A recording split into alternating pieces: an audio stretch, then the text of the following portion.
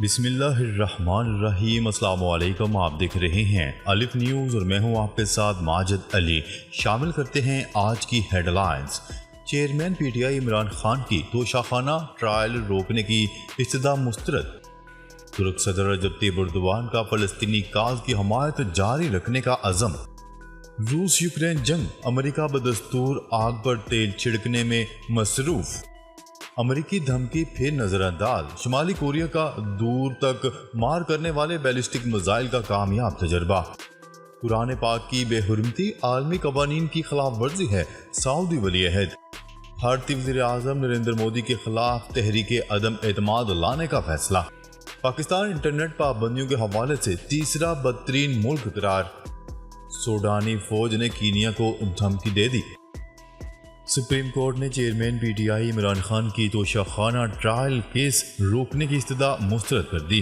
Supreme court میں case کی سماعت سے قبل چیئرمین پی ٹی آئی کی موجودگی میں کمرہ عدالت کے باہر شور شرابہ ہوا، جس پر بینچ کے سربراہ جسٹس یحییٰ افریدی نے عدالتی احترام برقرار رکھنے کی ہدایت کی اور کہا کہ باہر سے شور شرابہ ختم کروائیں ورنہ ہم کیس نہیں سنیں گے۔ عدالتی احترام کو مد نظر رکھیں۔ عدالت میں شور شرابے کے سبب بینچ کچھ دیر کے لیے اٹھ کر چلا گیا، تاہم عدالتی ڈیکورم بحال ہوا تو ججز واپس آئے اور کیس کی سماعت ہوئی۔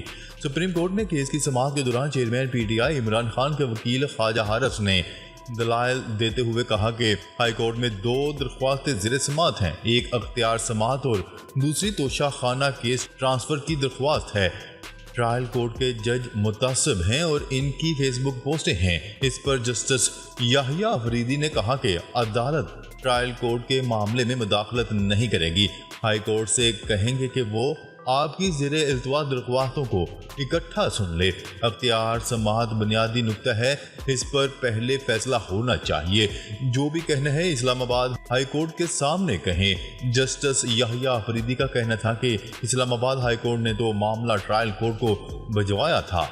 اس پر خواجہ حارث کا کہنا ہے کہ ہم نے جج پر اعتراض اٹھا کر کیس کسی اور جج کو بھیجنے کی درخواست کی تھی۔ یحییٰ افریدی نے جواب دیا کہ ہم تو صرف ہائی کورٹ سے درخواست کر سکتے ہیں، جبکہ جسٹس مسرت حلالی نے کہا کہ توشاخانہ کا ٹرائل حتمی مرحلے میں داخل ہو چکا ہے۔ جسٹس یحییٰ نے کہا کہ میرے خیال میں ہمیں اس وقت اس معاملے میں مداخلت سے گریز کرنا چاہیے۔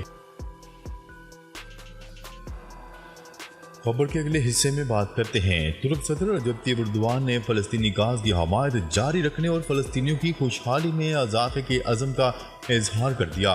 اردوغان نے منگل کو دارالحکومت انقرہ میں اپنے فلسطینی ہم منصب محمود عباس کے ساتھ ایک نیوز کانفرنس کے دوران کہا تھا کہ ترکی کی حیثیت سے ہم فلسطینی کاز کی مضبوط ترین ممکنہ حمایت جاری رکھیں گے۔ ہمیں غیر قانونی آباد کاروں کے تشدد پر گہری تشویش ہے۔ ترک صدر رجب طیب اردوان اور محمود عباس نے صدارتی کمپلیکس میں دو طرفہ تعلقات، مسئلہ فلسطین، اسرائیل اور دیگر علاقائی اور بین الاقوامی پیش رفت پر بات چیت کے لیے 1 on 1 بات چیت کی۔ ان کا مزید کہنا تھا کہ ہم مقدس مقامات بالخصوص مسجد اقصیٰ کی تاریخی حیثیت کو تبدیل کرنے کی کوشش کرنے والے کسی بھی اقدام کو براہ برداشت نہیں کر سکتے۔ ترک صدر نے اس بات پر بھی زور دیا کہ عالمی برادری، خاص طور پر اقوام متحدہ کا مسئلہ فلسطین میں مصروف عمل ہونا ضروری ہے۔ خبر کے اگلے حصے میں بات کرتے ہیں۔ روس یوکرین جنگ، امریکہ بدستور آگ پر تیل چھڑکنے میں مصروف۔ غیر ملکی میڈیا کی رپورٹ کے مطابق جنگ یوکرین کے شدت اختیار کرنے کے ساتھ ہی جو بائیڈن انتظامیہ نے $400 ملین کے مزید ہتھیار یوکرین کو فراہم کرنے کا اعلان کر دیا، جس میں فضائی دفاعی سسٹم اور ڈرون طیارے شامل ہیں۔ یہ جنگی وسائل جو بائیڈن انتظامیہ کے اختیارات کی بنیاد پر فراہم کیے جا رہے ہیں تاکہ یوکرین کے پاس جنگ میں ہتھیاروں کی کوئی کمی نہ ہونے پائے۔ یہ امریکی اعلان ایسے حالات میں سامنے آیا جب روس کے خلاف یوکرین کے ڈرون حملوں کا سلسلہ جاری ہے، جنہیں ماسکو دہشت گردانہ حملوں سے تعبیر کرتا ہے۔ روس کا کہنا ہے کہ یہ حملے یوکرین میں موجود تخریب کار اور دہشت گرد عناصر کی جانب سے کیے جا رہے ہیں اور ان تمام حملوں کی ذمہ دار کیف کی حکومت ہے۔ خبر کے اگلے حصے میں بات کرتے ہیں۔ شمالی کوریا نے طویل فاصلے تک مار کرنے والے 2 بیلسٹک میزائلوں کا तजर्बा कर लिया। न्यूज़ रिपोर्ट के मुताबिक शुमाली कोरिया का बैलिस्टिक मिसाइल जापान के मशरकी समंदर में गिरा। इस रिपोर्ट के मुताबिक बैलिस्टिक मिसाइलों ने काफ़ी देर तक परवाज की, जिसके बाद वो समंदर में गिरा। गैर मुल्की मीडिया की रिपोर्ट के मुताबिक बैलिस्टिक मिसाइल समंदर में गिरने से 400 किलोमीटर की बुलंदी तक गया। इस हवाले से जनूबी कोरिया ने रद्द अमल में कहा है कि शुमाली कोरिया का ये मिसाइल तजर्बा संगीन इश्तियाल अंगेजी है। जनूबी कोरिया का कहना था कि शुमाली कोरिया का मिसाइल तजर्बा जजीरा नमा कोरिया के अमन और सलामती के लिए खतरा है। वाज़ेह है कि चंद रोज कबल शुमाली कोरिया के रहनुमा किम जोंग उन की बहन ने अमेरिका को शुमाली कोरिया की फ़ज़ाई हदूद के खिलाफ वर्जी करने के बारे में खबरदार किया था। किम यू जोंग ने अमेरिकी जासूस तैयारों का शुमाली कोरिया की फ़ज़ाई हदूद में 8 मरतबा दाखिल होने का इल्ज़ाम आयद किया था। उन्होंने अमेरिकी जासूस तैयारे के शुमाली कोरिया की फ़ज़ाई हदूद में 8 मरतबा दाखिल होने को गैर कानूनी मुदाखलत करार देते हुए कहा था कि अमेरिकी अफवाज को बहुत मुश्किल सूरत हाल का सामना करना पड़ सकता है। खबर के अगले हिस्से में बात करते हैं सऊदी वली अहद शहजादा मोहम्मद बिन सलमान का कहना है कि स्वीडन और डेनमार्क में कुरान पाक की बेहुरमती बैनुल-अक़वामी कवानीन और रवायात की खुली खिलाफ वर्जी है। सऊदी अरब के वज़ीर आज़म वली अहद शहजादा मोहम्मद बिन सलमान की ज़ेर सदारत काबीना के इजलास में स्वीडन और डेनमार्क में कुरान पाक की बेहुरमती की शदीद अल्फाज में मज़म्मत की गई और कहा गया कि ये बैनुल-अक़वामी कवानीन और रवायात की खुली खिलाफ वर्जी है। उनका कहना था कि नफरत ख़त्म करने, एतदाल पसंदी और रवादारी की कदरों को फैलाने की बैनुल-अक़वामी कोशिशों के मुनाफी हैं और ऐसे वाक़यात की रोकथाम के लिए इक़दामात करने पर जोर दिया। वली अहद शहजादा मोहम्मद बिन सलमान की ज़ेर सदारत काबीना के अरकान ने दारुल हुकूमत रियाद में artificial intelligence international research centre कायम करने की मंजूरी दी है, जबकि दीगर अमूर पर भी गुफ्तगू की गई। खबर के अगले हिस्से में बात करते हैं भारतीय वज़ीर-ए-आज़म नरेंद्र मोदी के खिलाफ तहरीक अदम एतमाद लाने का फैसला।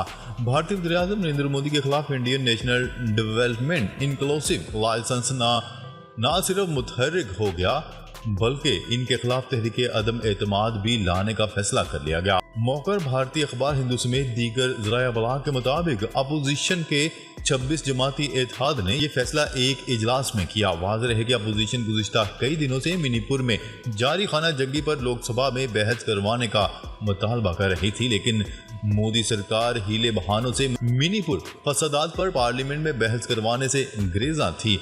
भारतीय ज़राए अबलाग के मुताबिक राज्यसभा के 50 अरकान ने गुज़िश्ता रोज़ मणिपुर खाना जंगी के खिलाफ करारदाद भी पेश की थी। मोदी सरकार की जानिब से पार्लियामेंट के इजलास के गैर आइनी बर्खास्ती पर अपोजिशन रहनुमाओं ने पार्लियामेंट के बाहर धरना दिया, जिस पर मोदी सरकार ने आम आदमी पार्टी के रहनुमा संजय सिंह की पार्टी की रुकनीत भी मुअत्तल कर दी। खबर के अगले हिस्से में बात करते हैं पाकिस्तान को इंटरनेट पर पाबंदियों के हवाले से दुनिया का तीसरा बदतरीन मुल्क करार दे दिया गया। निजी कंपनी की जानिब से जारी करदा रिपोर्ट के मुताबिक पाकिस्तान रवां साल इंटरनेट पर सबसे ज़्यादा पाबंदियां लगाने वाले ममालिक में ईरान और भारत के बाद तीसरे नंबर पर आ गया। रिपोर्ट के मुताबिक ये पाबंदियां 9 मई के साबिक वज़ीर आज़म की गिरफ्तारी के बाद नाफज की गईं। जारी करदा रिपोर्ट में बताया गया है कि 9 मई के बाद पाकिस्तान में ट्विटर, फेसबुक, इंस्टाग्राम और यूट्यूब तक रसाई पर पाबंदी आयद की गई, जबकि कई दिनों तक मुल्क भर में शहरियों को नेटवर्क में रुकावटों का भी सामना करना पड़ा। निजी कंपनी की जारी करदा रिपोर्ट में एशिया को इंटरनेट पाबंदियों का मरकज भी करार दिया गया है। खबर के अगले हिस्से में बात करते हैं सूडानी फौज ने कीनिया को धमकी दे दी। सूडानी फौज के एक सीनियर कमांडर ने कीनिया को अमन फौज भेजने की तजवीज़ पर बुरे नताज की धमकी दे डाली। गैर मुल्की खबरसार एजेंसी की रिपोर्ट के मुताबिक सूडान की फौज के एक सीनियर कमांडर ने सूडान में अमन फौज भेजने की कीनिया की तजवीज़ पर कहा है कि अगर कीनिया की तरफ से सूडान में फौज भेजी गई तो कोई एक सिपाही भी जिंदा वापस नहीं जा सकेगा। सूडानी मुसल्लह अफवाज के assistant commander in chief lieutenant general Yasir ने कहा है कि मशरकी अफ्रीकी अफवाज इन्हें इनके हाल पर छोड़ दें और अगर मुदाखलत की कोशिश की गई तो बुरे नताज का सामना करना पड़ सकता है। नाजरीन, अब तक के लिए इतना ही। मजीद खबरें लेकर बहुत जल्द आपकी खिदमत में हाजिर होंगे। तब तक के लिए अपना ख्याल रखिएगा। अल्लाह निगहबान।